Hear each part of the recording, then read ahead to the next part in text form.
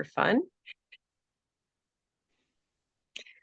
So welcome everyone for joining us to our internet cybersecurity session, how to keep yourself safe. And certainly it was timely following the funky email people got suggesting that you could buy our membership directory for a nominal fee or whatever they were going to charge. I think someone found out it was about 500 bucks. Just as a disclaimer, that directory is available to you for free. I can do a PDF version of it, but we never sell an Excel list, and we don't do that. Anyway, I'm really pleased to invite both Delilah Chartrand and Bruce May from Nesda Technologies. Delilah is the business and HR manager for Nesda, and Bruce is the VP of IT services. Nesda has been serving the Eastern Ontario region with IT services almost 30 years. So I'm going to take my video off here. I will be watching the Q&A and pop in kind of as we get to the end of the session, but I know you've got lots to say, so I'll get out of your way. All righty. I'll do a screen share here. And I'm assuming everybody can see that. And let me just expand it here. It's not letting me expand it. Okay, so welcome to everybody, and thank you very much for taking the time to join us this afternoon. We appreciate that. As Jill said, I'm Delilah, and I will be starting out with about 15 to 20 minutes. Bruce is going to take it from there, just so that we can give enough time so that Bruce can get through as many possible points for what you need to do today or what you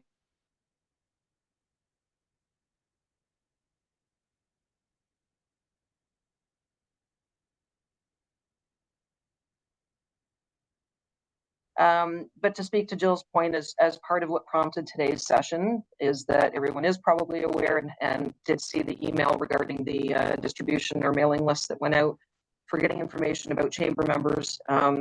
Shortly thereafter, of course, Jill emailed everyone to say this was not from us. We do not give that out nor sell the information. So I just want to point out, though, although the email about having this information to sell didn't have any links in it, which means it was not a phishing attempt. It was probably a company looking to sell a list of leads, fake or not. And it still brings to light, though, that we all need to be aware of what to do when we're looking to determine, is this real or is this fake? So there's lots of things to keep your eyes open and make sure that you know what you're looking at and whether or not you should do something about it or what you should do about it. So the first thing that we are, so let me just look at the agenda. Why is that not working?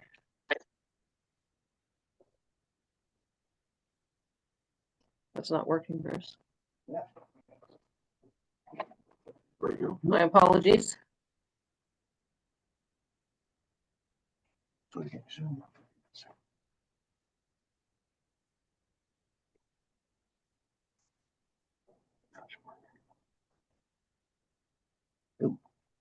There we go.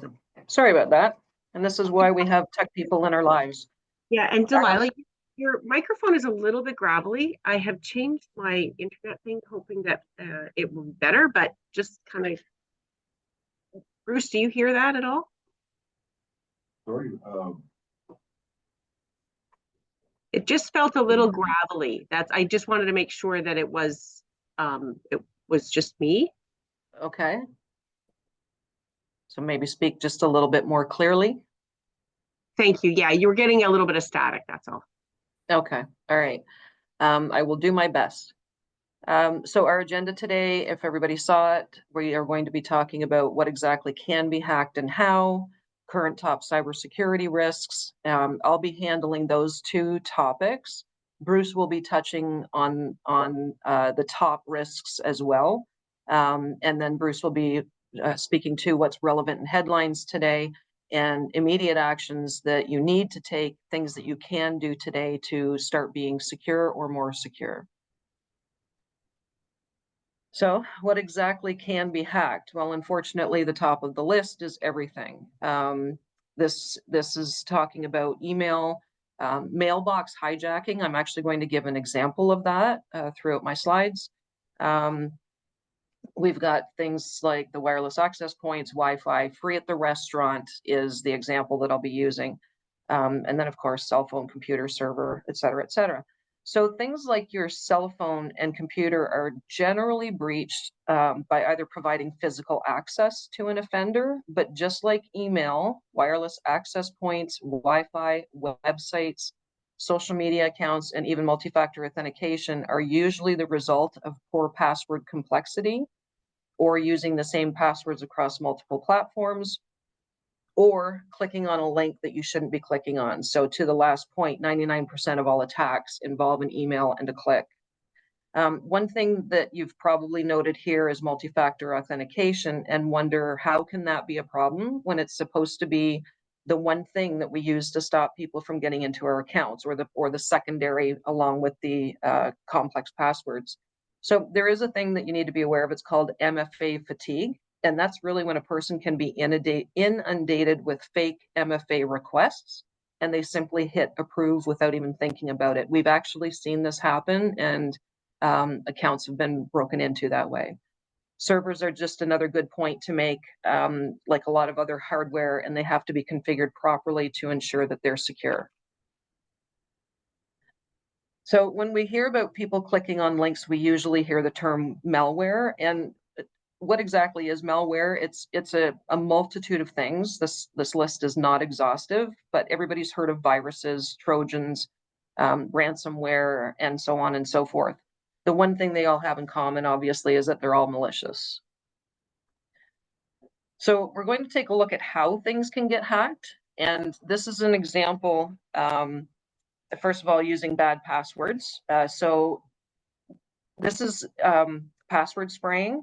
It's a very simple program and includes commonly used words for passwords, and the program or the script, it'll just run on its own until it's actually hit one of your accounts. So these lists get updated consistently.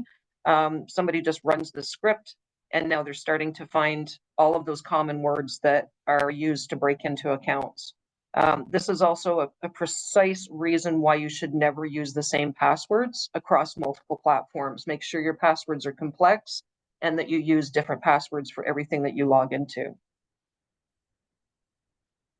Here's another example. This is the keylogger. So when someone is on or in a device, they can install a script, much like the password spraying, which runs on the device. And this one being a keylogger, if you read down, you can see that there's a username. In this case, it's the email address of user@gmail.com. Then you see the word return, then a few more digits, and then another return. So someone who's installed a keylogger or a password sprayer, they don't actually need to continuously be watching their screen. They've moved on to another victim, but they'll be back, don't worry. What they do look for is exactly this, something that has just a few characters, a return, more characters, and another return. They know it's a good bet that this is you logging into something, and that's the information that they're going to harvest. Anything else that you type is irrelevant to them. This is another prime example of how someone can get into your work and home network. If you've got a modem, and anybody with an internet connection does. These come from the factory with the default login. So the first screenshot is from a Google search that I did, and all I had to do was type in Bell default modem login. As you can see, the default credentials are admin. If you haven't changed the password and made it complex for the hardware on your network, this is a very easy way in. They all come with default credentials built into them, and these are found online by searching using 5 words or less. The other thing is that the manuals for all of this hardware is also online, and those manuals also include the login credentials. The other thing to remember, you've probably all seen this when you're working from home and you're connecting to your internet. Windows, although it says here that we recommend that you do this on your home and work networks, we do not recommend that. So basically, once someone is in the device that you're working on, if you've connected to everything else that's on that network, they are now into every other device that you are connected to on that network. So you need to remember, different complex passwords need to be on everything. I already showed the examples of what password spraying and keyloggers look like, and here's just a few more examples. Again, this list is not exhaustive, but these are all the ways of getting into something when someone actually wants to. So just a couple definitions or descriptions. A good example of the man in the middle attacks. I referred to Wi-Fi at the restaurant. That was the example that I had used. When you connect, when you're sitting in the restaurant, to their Wi-Fi, password protected or not, it's possible that someone is lurking in the shadows and has interjected themselves between you and the restaurant connection. So you think you're connected to the restaurant internet, but you're actually connecting through the person who's interjected themselves as the man in the middle, and you're connecting using their connection. They can then watch everything that you do on your device. You need to make sure that you are secure and you're not connecting to these types of Wi-Fi connections not securely or unsecurely. A big one is a topic of conversation that I have with quite a few of our clients is the unsubscribe. Have you ever thought twice about just not clicking on that? For years now, I've actually completely removed the idea of unsubscribing from anything. I'm always concerned that that unsubscribe link is malicious. Unfortunately, it does mean that my inbox will get filled up with junk, but it's easier just to delete it rather than clicking on something you shouldn't be clicking on. Fake and malicious websites. There are a lot of fake websites out there too. So when you do a search on a browser, you want to make sure that you're going to the correct site. And bad actors will often improve their search results. So they're first in the result list when you do a search, and you could wind up on a malicious website. Excuse me, then we get to limited expertise. Of course, there's no one person that can know about every possible hack. That's just not going to happen. It's why we have a team, pardon me, of people with multiple skill sets between them or amongst them. And it's really about making sure that what you do know is accurate information, that you try and keep yourself on top of what's actually going on out there. And then, of course, a limited budget. Excuse me, being safe is not cheap. And many people simply can't or won't pay to have the proper security protocols in place. We know it's expensive, and at least being at the top of your game for what you can afford is one of those key things, but outright refusing to pay for it is just asking for problems. So other than how people can get into a device or a network, there's also a why. And one of the key things is that many companies or individuals just feel that their data that they have is of no interest to anyone out there, but this is absolutely incorrect. Humans, of course, when we're talking about poor password hygiene, we all really need to look at the complexity and the overuse of the same passwords. Networks, again, we know how expensive securing a network can be when following best practices, but we really need to take into consideration doing those updates, particularly critical updates or maintenance on hardware or websites, anything that requires an update. Artificial intelligence, of course, this is a very hot topic these days. Many top technology companies around the world are actually looking to try to slow this down. This is according to a Forbes article. But we're also hearing about this in the news a lot today. So AI can now build top quality phishing emails. So those ones that you looked at, a month or two ago, 6 months ago, where you could see all of the typos, the wording, the grammar, the spelling, you could recognize that this just doesn't make sense. Those are changing now, and AI is a part of that. AI can also replicate voices and have complete conversations with live people. It can replicate voices and faces on video calls and more. In the wrong hands, this could be one of the most detrimental technologies we're probably going to see in our lifetime. Security fatigue. This goes hand in hand with zero-day storms. Pardon me, I just need a drink of water here.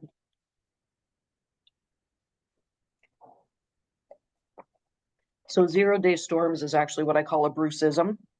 That is one of Bruce's terms. And this is when users get so many notifications for critical updates that they are actually now becoming numb and not patching or maintaining things when they should be.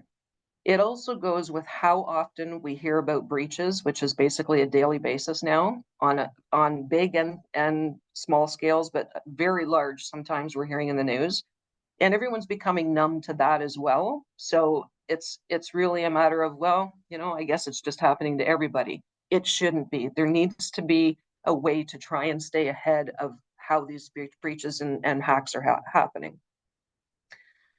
My next slide is going to show you what the cost is for not being insecure, but also that your data is far more important than you think, regardless of the kind that you have or how much you have.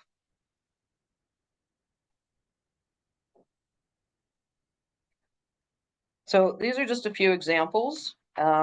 Bruce is going to speak to some of the things that are happening in the headlines, but these are 5 real-life examples that we had brought to us by new clients in just the past year and a half. There's obviously more of these, but these are good examples of how someone can get into a network or a mailbox, regardless of the size of the network as well. So we had someone who was in a role of sales agent, sole proprietor, 1 mailbox, and this was the mailbox that got hijacked. This was the example I referred to earlier. So this actually happened because of poor password complexity and no multi-factor authentication on the account.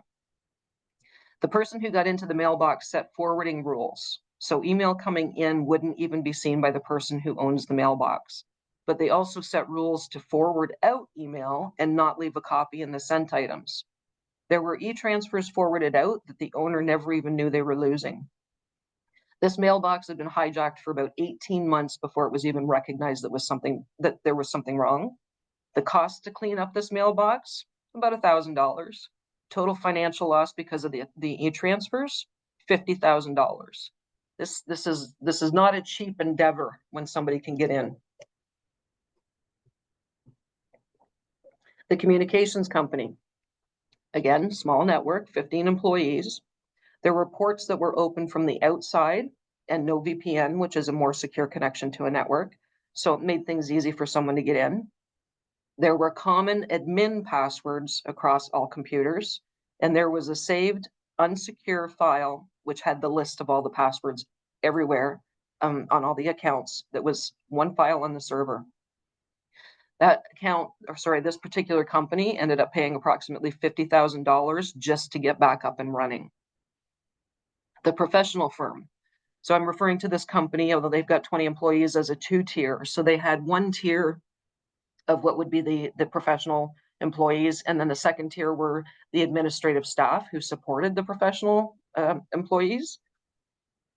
The whole level of the professionals used the exact same password across their accounts. The whole level of the admin staff used the exact same password across their accounts. This ended up costing them $40,000 just to get up and running again.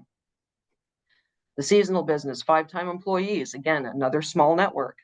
Their backups were attached to their network, which makes backups useless. So when we're doing a forensics, and we believe at this point that there was an open port on the network, but it can sometimes be extremely difficult to actually get to the true answer as to how someone got in when you're looking at a network that has multiple holes from a security perspective.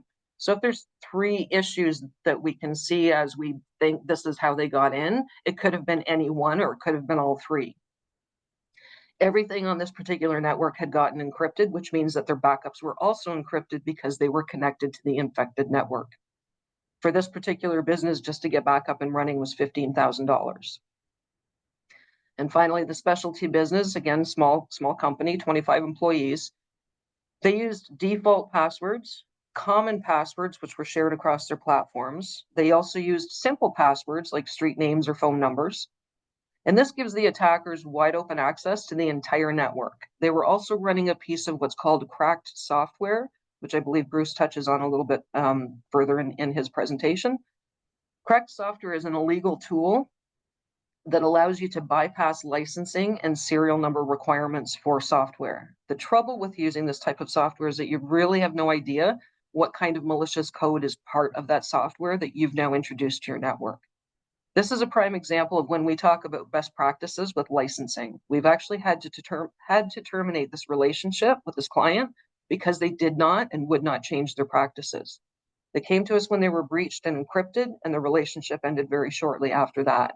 It still cost them $30,000 just to get back up and running. So we want you to know that it really doesn't matter the size of company you have, the type of data you hold, or how much data you hold. When we use the word network, this isn't just relative to larger enterprises with multiple servers and global reaches.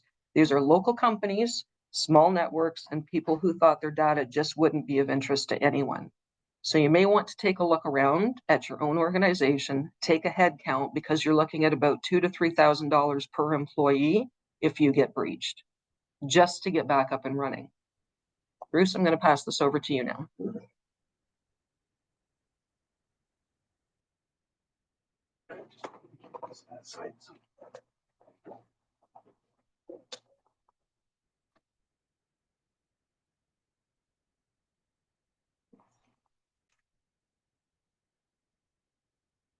Great.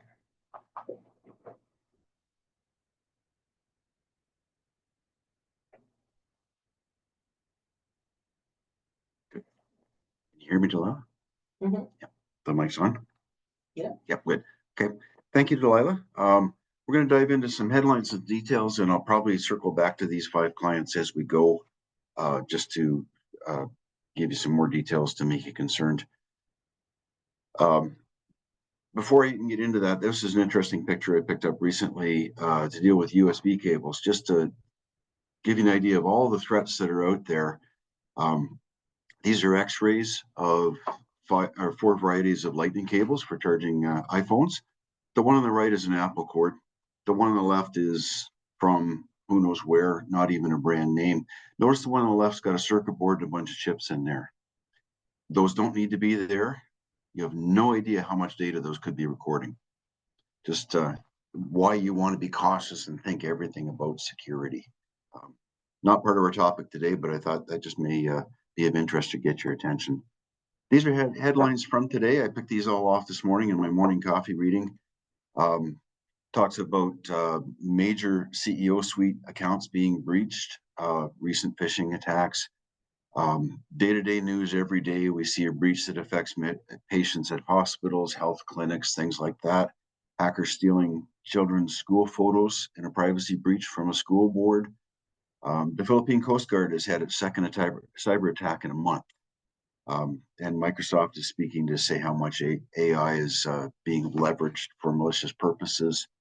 And one that was an extensive article, Chinese hackers are now using deepfakes in banking attacks. Just interesting topical headlines. We break that down. It comes down to some simple headlines. We're still dealing with phishing. We're still dealing with password problems. We're still dealing with ransomware. And the weaknesses on our networks are out-of-date software and hardware and fake apps on the internet. We'll dig into a little bit of these, and then we'll look at how we prevent that from happening. Phishing is any email or any prompt that asks you to provide a username and password. People will still willingly provide a username and password without realizing whether it's a real attempt or not. It's still the best way to harvest credentials. The goal is to get your credentials and gain access to a mailbox or to your network or your cloud resources. This is still the single most effective way to do things. 99% of attacks involve an email and a click. I did add the mother of all breaches on here, which is recent news about 4 weeks ago. There was a lot of hype because of this new password list that was released. It was a compilation of old password lists, but one big compilation. There was about 26 billion usernames and passwords in this list. It was newsworthy because of its size. It is still an old list, but I want to point out that 26 billion user accounts when there's only 8 billion people on the planet. That's a lot of leaked data. Password hygiene is still a problem. People are still following the same bad habits they have been doing forever. Right now, 12% of the population use unique passwords properly. Gen Z seems to be the latest leading the way in terms of repeating and reusing passwords 69% of the time. 41% of the people out there will still share passwords by email, and they have no idea whether the other person's mailbox is breached or not. 90% of employees reuse passwords at work when they can. And many people at home still will use 1, 2, 3, 4, 5, 6, 7, 8 or password or simple things like that, feeling they're safe. They just aren't.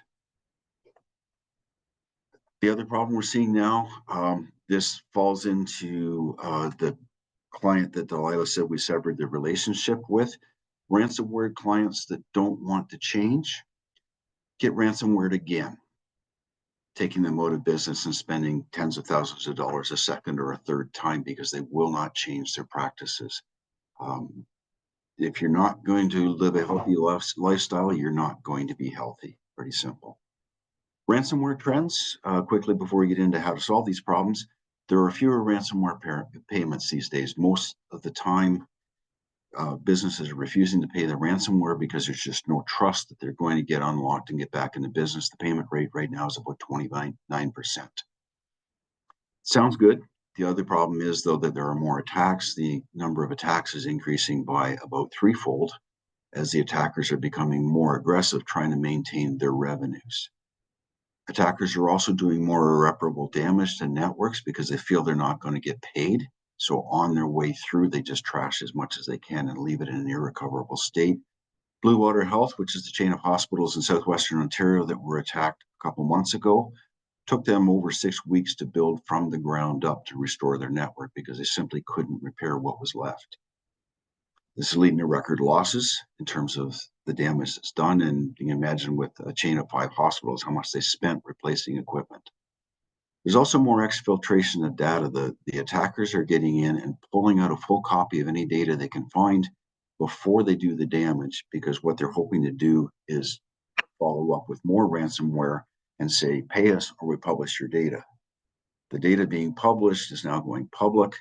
And that in turn is also leading to class action suits. We're seeing very quickly that class action suits are starting within 2 or 3 weeks of a ransomware event going public. Out-of-date software continues to be a problem. People are hanging on to copies of Windows 7. They're still using older copies of Office. They're using older smartphones. We're seeing with a lot of smartphones and tablets, some of the lesser known brand names, they're simply not releasing security updates and patches the way Samsung or Android or Apple are. It's a big concern for us. We're also seeing cracked software. Someone doesn't want to spend a couple $1,000s for a license for AutoCAD. So they go to the internet and find a cracked tool that will bypass the licensing requirement for that product, save them the $2,000, but also replace some of the software that's in there with malicious code.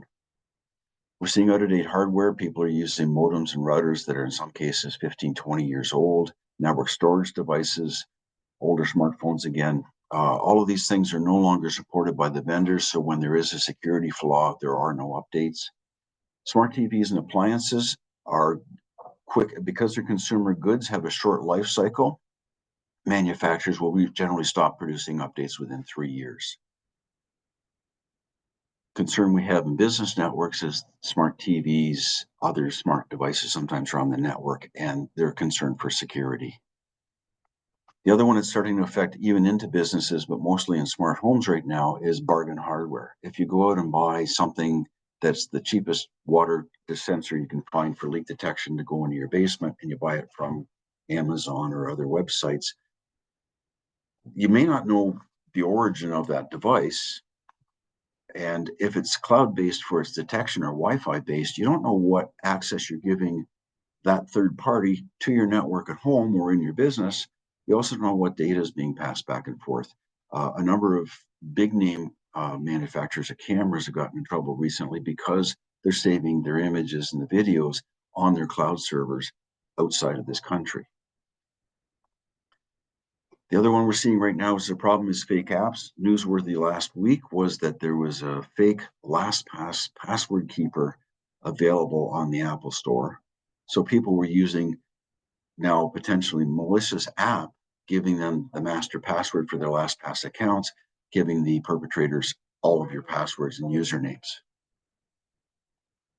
I want to jump into the immediate actions because this is where we can go over things in detail about what you need to do to keep your network safe. And then we may have some room for some questions at the back end. So we'll dive into that. We'll go over passwords, multi-factor authentication, endpoint protection, cleaning up your hardware. Password hygiene, the basics have not changed on all of this. Passwords need to be complex. They need to be unique. They need to be changed. That should say regularly, not frequently. Lost out the strikeout there. Passwords should never be recycled. Consider passphrases as you're using things and store them safely. When I say unique, what I mean is one account gets one password. So you don't use your Facebook account credentials and password on your bank account. Separate those out. If you've got a second bank account or a credit card account they use online, that needs its own unique password. What happens then is, should somebody harvest one of your passwords, they don't have access to everything. And that's becoming so critical on that. Don't reuse your passwords. All those breaches we talk about, those old passwords that you have are already saved out there. If you go back to the password you're using last year or the year before, somebody's probably already harvested it. Consider using a password keeper. I'm old school. My most critical passwords that I use rarely stay at home in a binder, in a safe. A nice, simple way to do that. There are lots of password keeper apps out there for either a mobile device or a corporate app that can be used, something like LastPass or OnePass, that will manage all of those things for you and make your life easier. Just get a good handle on your passwords and be diligent. It's very, very important. Hand in hand with passwords is using multi-factor authentication on every account that you can. Multi-factor authentication gives you that second form of verification that's really used.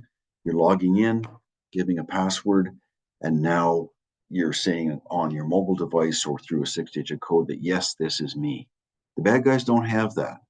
That's the one thing that stops a harvested password from, becoming useful. Understand how multi-factor authentication works, where and when you're going to get the prompts. Know when to stop when you're not getting the prompts. We had a network that we were dealing with that we had a difficult conversation with because they had some staff that wouldn't use multi-factor authentication on their phone at work, felt they didn't want to use their phone in the workplace. It was their right not to do that. The solution was to use multi-factor authentication on one phone handled by one person, and they felt they would just be able to say yes whenever the other employee logged in. What's happening now is they're blindly approving MFA requests without knowing if it's a real person or not. They might as well not have multi-factor authentication.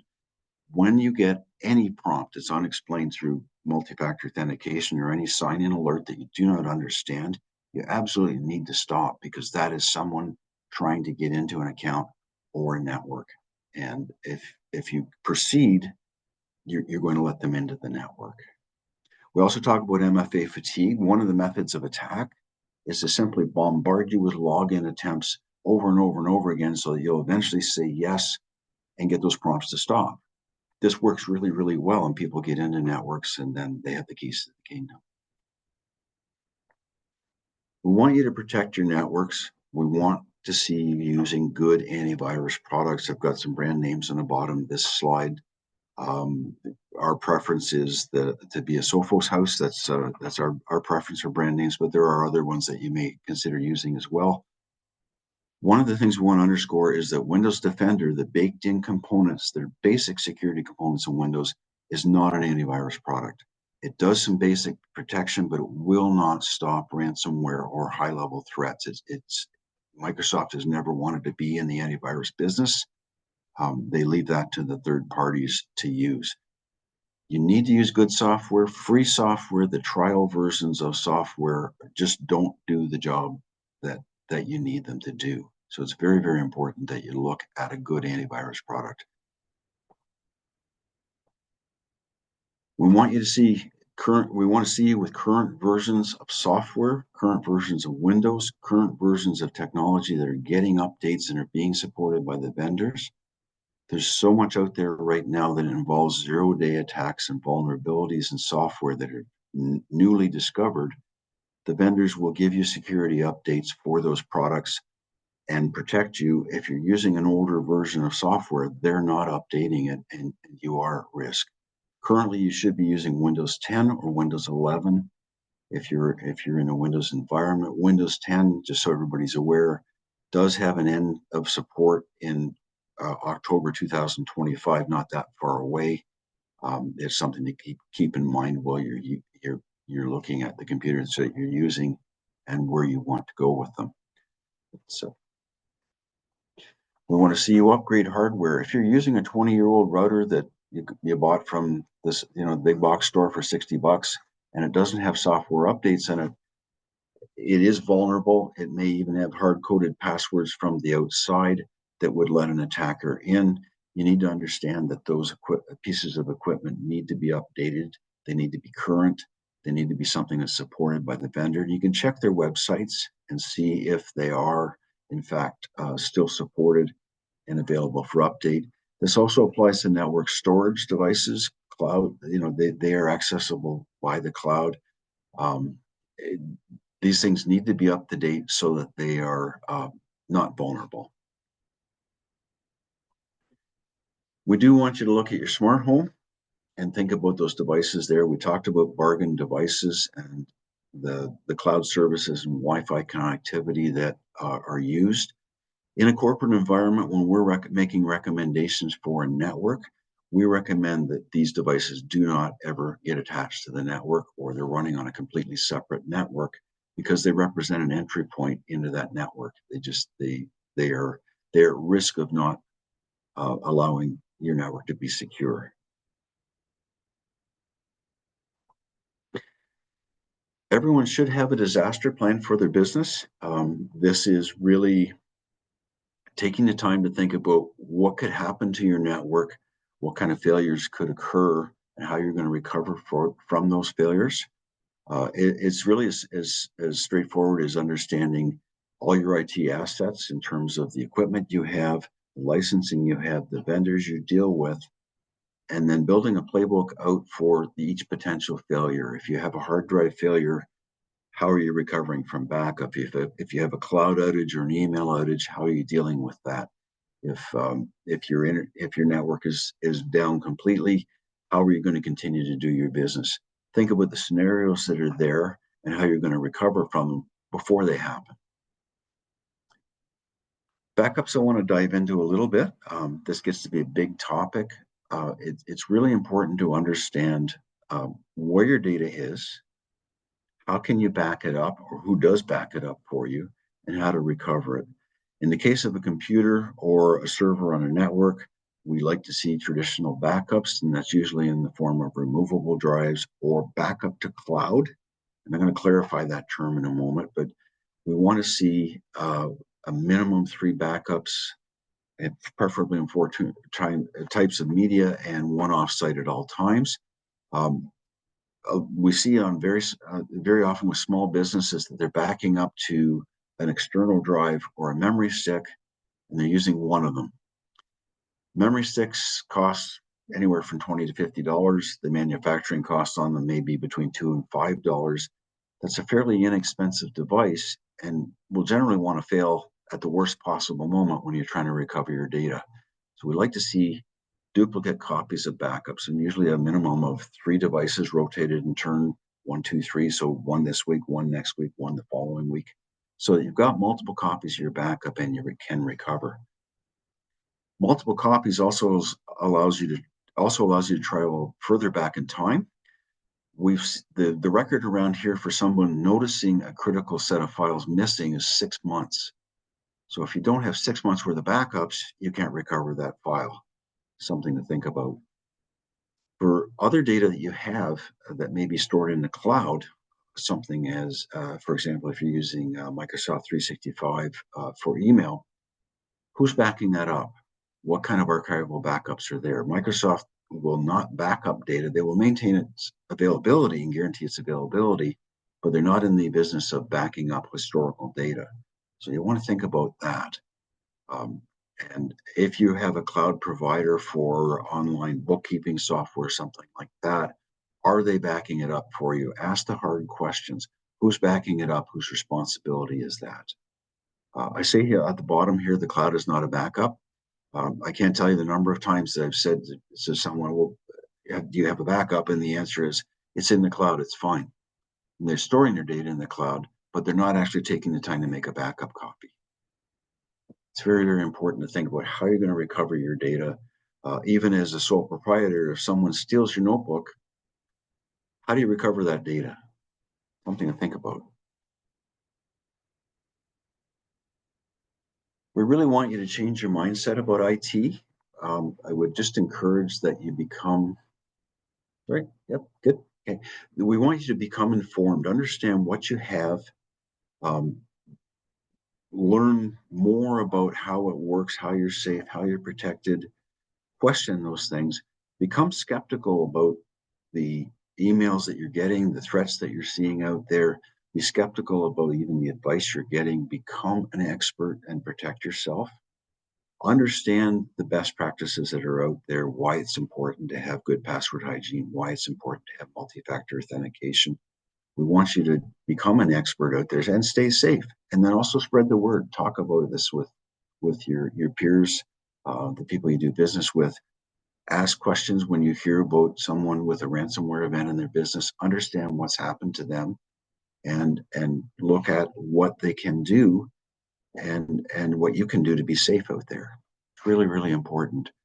One of my final slides here, I want you to realize this is your choice. Security is a choice. You're responsible for your choices.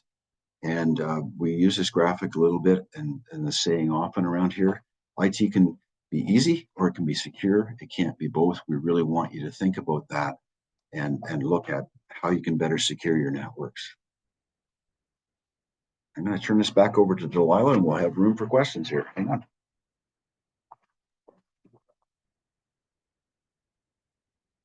Thanks, Bruce. All right, so we just hit the last slide. So I just want to point out, I don't think I said this at the beginning. Maybe I did. I don't remember. Sorry. If anybody has any questions that they want to follow up with us on, please use our cybersecurity@nesda.ca email address.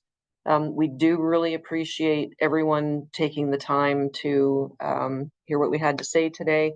And I'm going to stop sharing screens here now.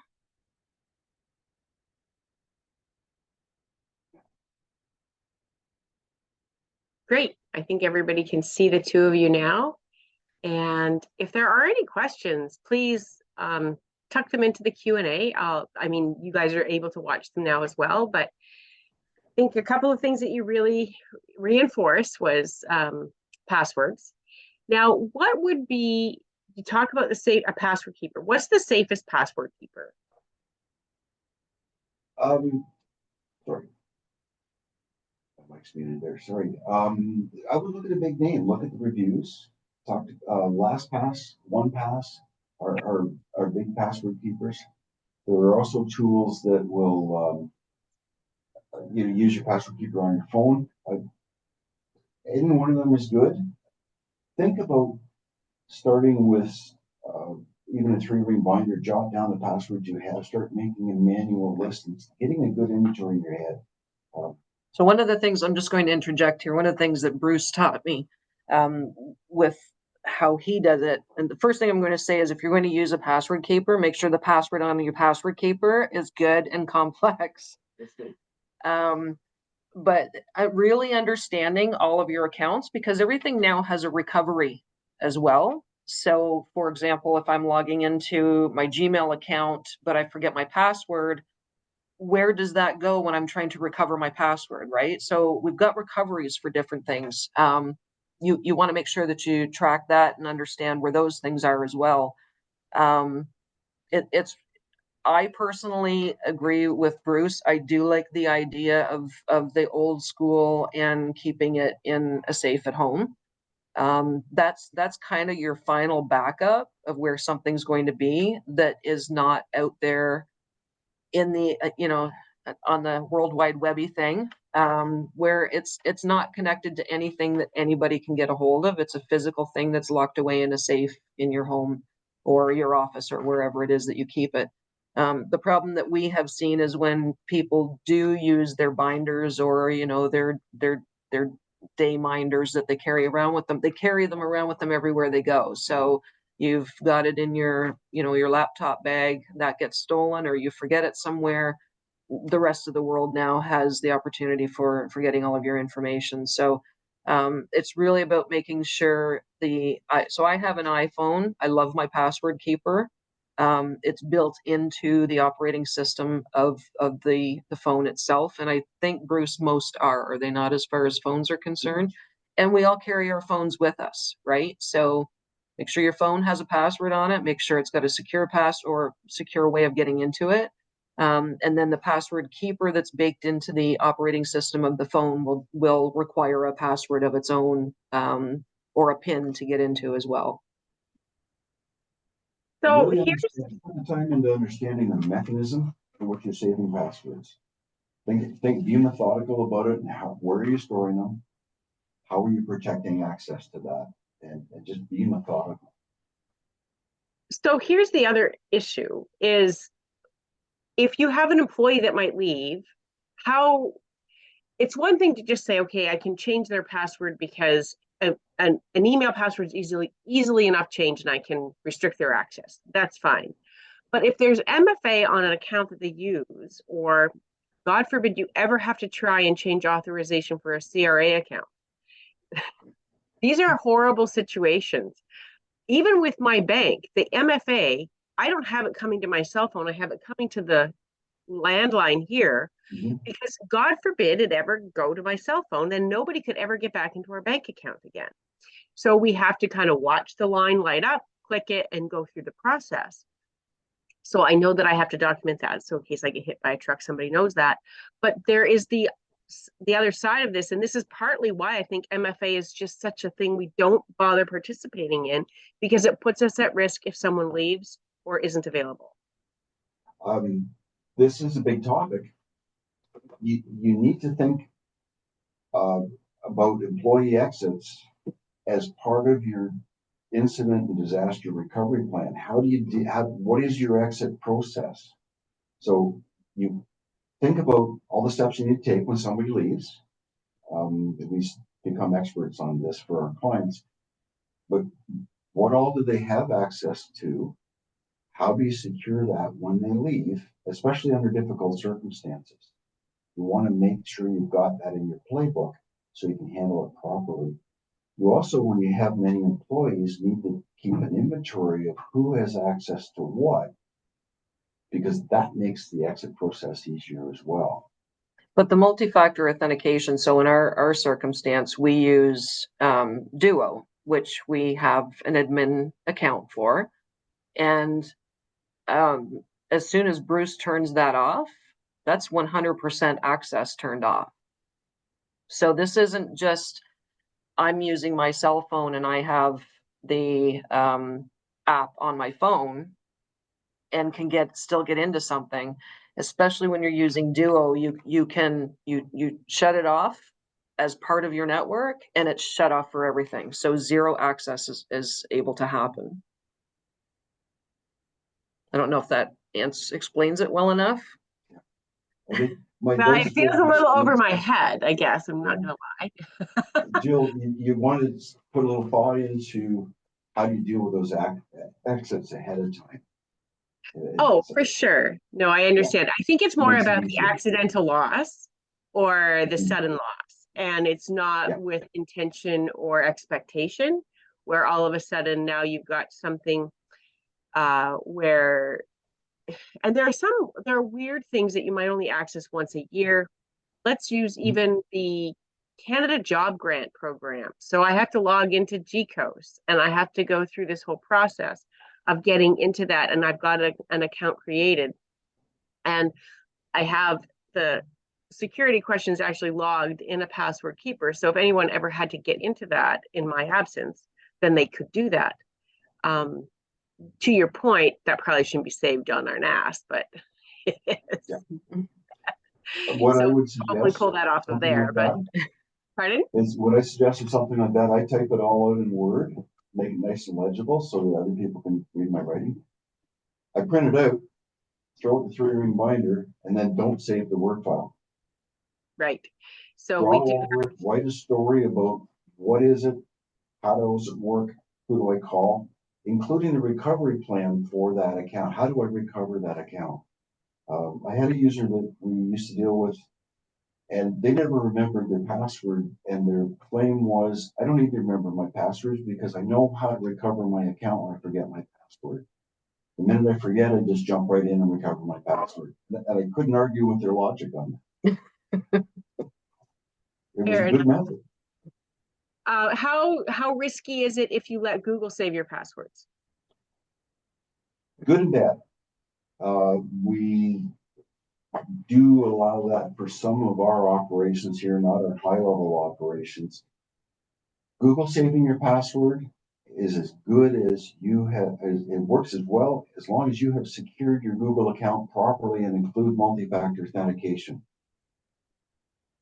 I do use in my personal world, my Chrome browser is my password keeper for a lot of things. I don't even know what the passwords are because Chrome does. But I guarantee you it's secured end to end as best possible because that I don't want to have a leak with that kind of data. See, and Bruce is much more adept at ensuring he's securing end to end. I'm always worried I'm going to leave a loophole somewhere. I have 0 passwords saved in my browsers. I just refuse to do it. So Bruce had the one slide where you're either safe or you're easy. So all of this multi-factor authentication that we're talking about, I understand it's frustrating that I have to log into my password keeper every time I log into an account because I don't remember my logins and my passwords.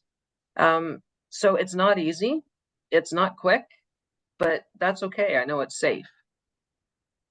To extend that further, when you want to meet the full set of best practices for Cybersecure Canada, you start securing your Windows logon. So Delilah and I, to follow that set of practices, we can't log on to Windows without an MFA prompt on our mobile phone. You can take it that far and lock it down that hard.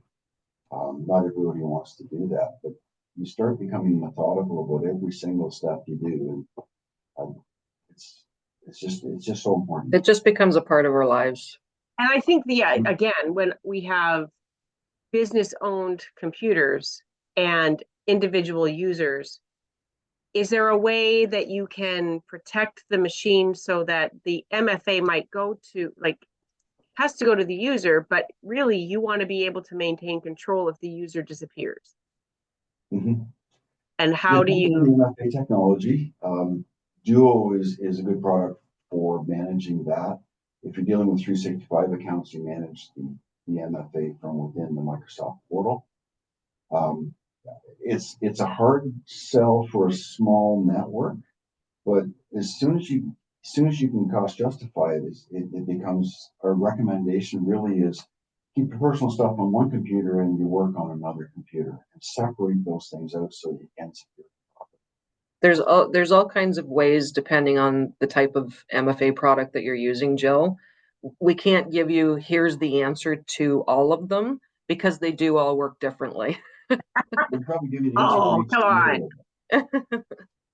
Okay, I don't see any questions in the chat area, but I do have an offer. If anybody's interested in going to the Belleville Senators game tonight, I actually have 2 tickets. So if someone throws their name into the chat or the Q&A before I shut this down the next couple of minutes, I'll make sure you get the tickets.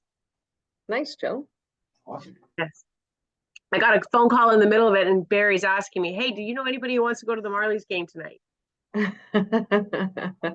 So that's an option. I'll be at the Red Nose volunteer dinner, so I'm not going. Oh, very Yeah. good. Yeah. Anybody interested? Well, I want to thank you both so much for taking some time. It is a complex issue. There are so many layers of, maintaining security. I think the 2 things I'm going to take away that are the easiest things are, number 1, don't click anything you don't trust and be very, very careful. Anything that you don't expect to see or should have seen or is asking you to click, always check twice. Really interesting challenge I had. I got an email from Lisa, and that's weird. I don't know why that's flipping. I got an email from Lisa asking me if I could just change her direct deposit information because she was having some trouble with her bank. And I was at home and I was looking at the email on my phone and I'm like, well, I already did payroll this week, so I'm afraid I can't fix it for now. And she said, okay, no problem. That's not a big deal. But if you could change it soon, that would be great. So anyway, I was kind of going back and forth. I actually reached out to this payroll provider to make sure that I couldn't adjust this at this moment. They said, no, not at all. Then I was on the phone with her a couple hours later. I said, I'm really sorry about that payroll thing. And she said, what are you talking about? So if there's ever a question, if somebody's asking you something through email, even as legit as it sounds, it's always worth a phone call to make sure. And the other part of that is when I looked on my laptop, I could see that the email address was compromised. It wasn't her email address at all. But on my phone, all I got was the name. Yep. That's the tricky piece.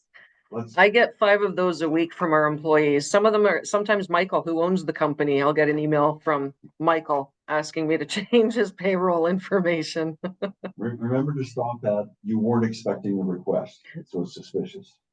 Yeah. Okay. No one's interested in tickets. I don't see anything. I'm hoping that means that everybody can hear and we've got still 9-10 people online, so I'm hoping that means that everybody caught on. All right, Delilah or Bruce, do you want to go to the game tonight? I'll take a pass. Yep, taking a pass. Thank you very much, though. Appreciate the offer.